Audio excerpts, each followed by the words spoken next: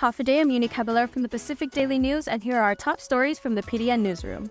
Governor Leon Guerrero announced on Monday that land for a new Guam Memorial Hospital in Mangilao will be secured in a few days' time, and the groundbreaking on the new hospital will be in the next year and a half.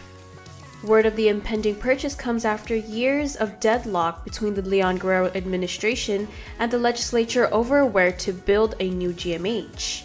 Some 48 acres of property for the new hospital will be purchased under probate from the estate of Catalina Eclavea Camacho for $3.5 million, the governor said during a press conference at Adaloop.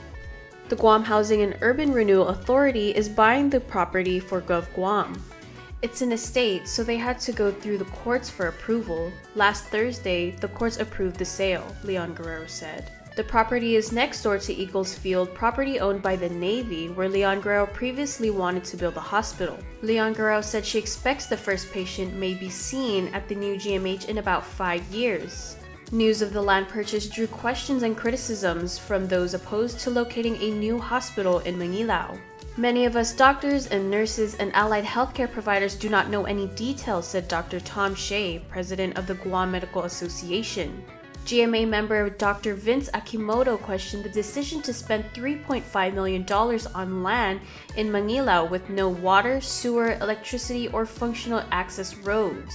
The expensive infrastructure costs were in defiance of the hospital study GovGuam had already paid for, Akimoto added.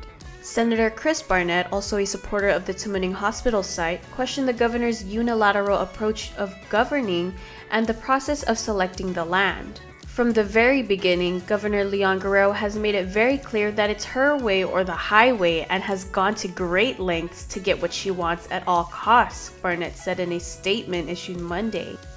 And some big news from the Judiciary. A new Magistrate Judge Sean Brown took his oath of office on Monday. Brown, a former prosecuting attorney, was surrounded by family, friends, judiciary colleagues, and now his fellow judges from the Supreme and Superior Court of Guam when he was sworn into office. In an investiture at the Superior Court of Guam atrium, the 6'3" 300-pound man who prefers to fade into the background was the center of attention. "My only agenda is to be as fair as possible and listen to everybody," he said. Brown said God put him on his current path. He is humbled and honored to serve a community that has been so good to him since he first arrived on island. Supreme Court Chief Justice Robert Torres said Brown's name was one of the 3 distinguished attorneys submitted for consideration. Torres assembled a committee to vet the candidates, and he said that Brown really percolated to the top and made our decision easy. The legislature unanimously confirmed him after that.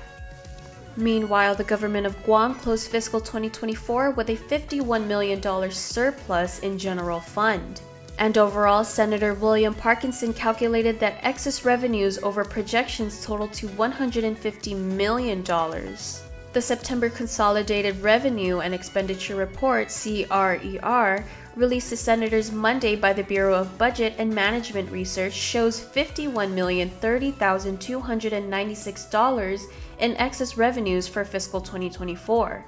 That was an increase of $13,091,168 from the August CRER, which showed excess revenues of $37,939,128, according to Speaker Therese Terlahi. Shortly after the report was released, Terlahi said she would be introducing amendments during emergency session Tuesday to use the surplus funds, including $20 million for the Guam Memorial Hospital Authority and $10 million for the Guam Department of Education. Terlahi's proposal totals $40,710,443, and she urged her colleagues to support these critical funding allocations, which she said would ensure essential services would continue to operate.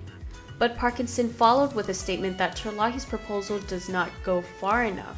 He said the September CRER also shows that GovGuam is tracking to collect $1.58 billion last fiscal year, while the fiscal year 2025 budget projected collections are $994 million. And finally, Governor Leon Guerrero on Monday vetoed a bill that seeks a 10% tax on vaping and electronic nicotine products. She also rejected a proposed 5-year extension on the land lease telecom giant AT&T holds with the Guam Ancestral Lands Commission. But the governor signed into law Speaker Therese Terlahi's bill to give free bus passes to those without reliable transportation, and a number of bills related to the Chamorro Land Trust Commission leases. With this new law, residents that need transportation to attend appointments or get essential services can now get free bus passes with the Guam Regional Transit Authority. Daily and 1-month passes can be obtained from GRTA for availing of public assistance, medical or behavioral treatment, court or probation needs, Guam Housing and Urban Renewal Authority assistance, and Guam Department of Education appointments. Passes will also be distributed to different agencies to hand out upon request. For more of these stories, go to GuamPDN.com and follow us on social media.